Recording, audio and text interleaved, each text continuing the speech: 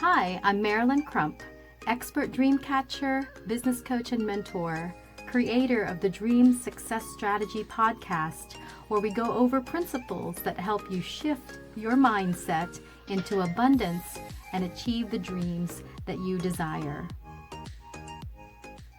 Today, let's talk about the word love. What does that bring up in your mind when I say the word love? And how powerful is it in your life, and how do you use it when it comes to reaching your dreams? For me, love brings up photos and memories of my family, especially now my kids. It brings up the good feelings that I experience with my husband, who I love so much. And it brings about gratefulness in the God that I love and the relationship that I have with others, and how I can easily love people. Whereas before, the word love was a twisted word for me. It was a disappointing word. It was a word that I was afraid of. It was something that I had to reconcile with. What do I love? How should I love? What does love mean? And in hindsight, you learn so many things about yourself when it comes to the challenges of finding love, having love, and keeping love. When it comes to your dreams, sometimes we get disappointed about the things that we desire, the things that we love, because the outcome isn't what we expected. And we put so much weight on the word love that it becomes a heavy thing for most of us. And when you think of love, you also get reminded of the heartbreak, because the feelings that surround love is so powerful. And yet most of us aren't able to use it effectively, and it becomes a word that gives us anxiety instead of giving us peace. So how do I use love now in the context of my life? Well, first, I had to figure out to love myself and to respect myself. And that's not easy sometimes, and especially there's a lot of things that people advocate about selfishness, and you're afraid to go overboard with having confidence and having love about you and appreciation about who you are. But I think if we don't, then we're easily grasping for validation that may not be healthy. We might be seeking other people's love and attention because we don't feel confident in our own skin and in loving ourselves enough. And it becomes a problem. And then it becomes this unreachable thing when you have to depend on other people to experience the feeling of love. And when I experience love for myself, it's not a conceited thing. It is a gentle humbleness that has to take over me. Because when you're conceited, if that makes sense, if you're feeling like I'm the best in the world and that's the only way you love yourself, that sets you up for failure. And then you also disconnect from other important values, and you disconnect from people with that kind of self-centeredness. So this self-love is not self-centeredness. It is appreciating the broken parts. It's healing the things that need to be addressed. It is comforting yourself when you're going through a tough time, to say that I love myself enough to say no to something negative. I love myself enough to slow down and be able to teach others the self-love that I'm experiencing. And sometimes when there's people that you love and they're going through a hard time, how do you encourage them? How do you give them empowerment so that they can feel confident in changing their lives and making things better for themselves when things are tough? I think you have to pour what you've practiced in yourself to that other person. So if you've practiced healing yourself and being quiet and mindful and being forgiving of yourself, then you can exhibit that to someone else and say, you need to forgive yourself for any of the mistakes that you've made. We all make mistakes. Let yourself testify to the meaning of self-love, so that in turn you can transfer that meaning to someone else who really needs it. And you'll find that there's many changes and triumphs that they're going to experience because you were able to bridge that understanding into their lives. And then it opens you up to be able to love someone else that could be hurting. Someone mentioned the other day, hurt people hurt people. And I believe that that's very true. And my pathway in life has not been easy. And I know when I was hurt, deeply hurt, it was easy for me to snap out of line and throw a nasty comment at someone who was stepping on my toes.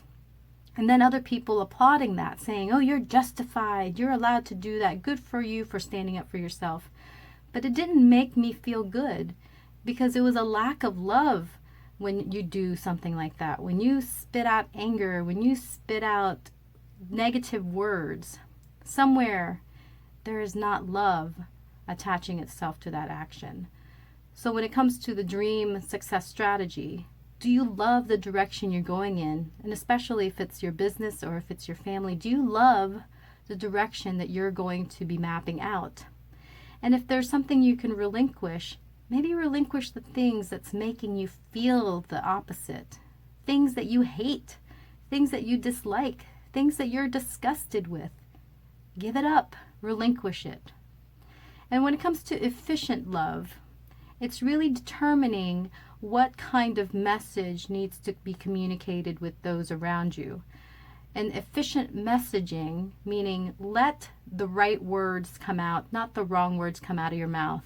Let the right actions speak forward instead of you trying to do too many things that is not coming from love. It's just coming from other parts of satisfaction that is not well intended.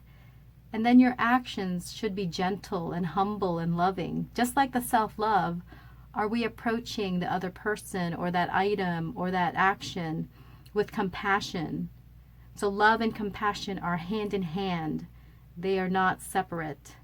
And then when you build momentum, you're able to love others and forgive them and give them more strength and change the world around you because you are experiencing that deeper love. I love the word agape love. I hear people say that, agape. That's a beautiful word for the word love. Love is just easier to say. So sometimes it might be harder to say agape, but love, just let it come out of your mouth. It would be fantastic if you went through a whole day of saying, let me take assessment of how many things that I love that I'm in contact with today. Let me seek out love. And it doesn't have to be a person. It could be the experiences that you have. I have a long running list of things that I love. I love the ocean. I love trees. Gosh, if you love trees, they're kind of everywhere, especially here in Virginia. You can say, oh, that tree is just amazing. I love that tree. And feel free to use it all the time. And people go, well, if you use it all the time, then it doesn't mean that much. To me, it does. To me, it actually builds up the way I feel about the word love. And I can experience love in so many ways. I love good food. I love good company. I love fascinating movies. I love beautiful clothing. I love it when I go to the spa. I love it when I just sit still. I love it when I can rest. Then you feel it. Say 10 things right now that you love. Say it out loud. Go ahead. And then tell me how you feel when you say it. And then especially when you can visualize all those things that you love, it is so exciting and it makes you feel good.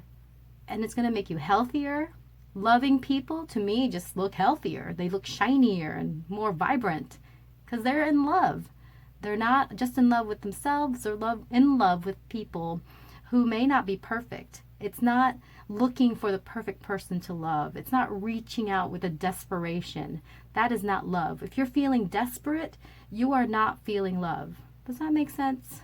Love, you love yourself. When you're desperate, you don't love yourself at that moment. You love the other thing more than yourself. And how are you experiencing real love if that's the case? Love should resonate within you and outside of you and through you and connecting with that other person where they feel the resonance as well. So you hear me here. I'm fired up with the word love. I love, love, love, love, love. I tell my husband, my kids that every moment I can. Ask my husband. It's nonstop in our house. Like, I love that. That's perfect. And gosh, you're handsome. I love you. I don't care what he looks like that moment. I know I love him. And then just empowering him through that feeling. Anyway, I don't want to go on and on about him. He'll get embarrassed. But I had to discover that. I'd never been in a relationship where there was so much of me and my joy and passion where I can just kind of pour it out whenever possible. So I can talk more and more about the subject. Let me know your thoughts about love. Share it with me. Find me on YouTube. Find me on Instagram. Look up the hashtag Expert Dreamcatcher, and that's where you'll find me. If you want to be in a community of loving people, I invite you to the DSSC, which is our Dream Success Strategy community, and you can find that by visiting bit.ly, so bit.ly/mydreamnow. But you can also, like I said, just look me up, Marilen Crump, Expert Dreamcatcher. So until next time, I love that you're listening to this. I hope that you find the love that you are seeking and that you live the dreams that you love.